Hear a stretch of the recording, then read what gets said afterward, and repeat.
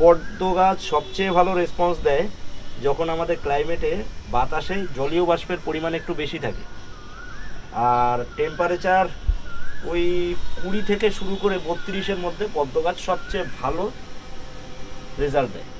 এবার পদ্ম গাছের টিউবার সম্পর্কে কিছু বলি। আপনি যেখান থেকে টিউবার যদি কিনে নিয়ে আসেন, তাতে কিন্তু সেম রেজাল্ট হবে না। এবার আমি আপনাদের দেখাই ফার্টাইল টিউবার আর ফুল না পাওয়া টিউবার। এটা হচ্ছে ফার্টাইল টিউবার। ফার্টাইল টিউবার আমরা কাকে বুঝবো? পদ্ম গাছে গ্রোথ যখন দেখবেন স্টার্ট হয়ে গেছে, সেটা কিন্তু ফার্টাইল টিউবার। এই দেখুন, এখান থেকে অলরেডি রুট জার্মিনেট হচ্ছে, এই যে পাতা বেরোচ্ছে, এই টিউবারটাতে কিন্তু ফুল আসবে সবচেয়ে তাড়াতাড়ি। আর এই যে টিউবারটা দেখছেন, এখান থেকে অনেকটা আমাদের ওয়েস্ট বেঙ্গল একটা সবজি পাওয়া যায় পটল, সেই পটলের মতো দেখতে হয়েছে। এই রকম টাইপের টিউবারে কিন্তু ফুল আসতে একটু টাইম লাগে।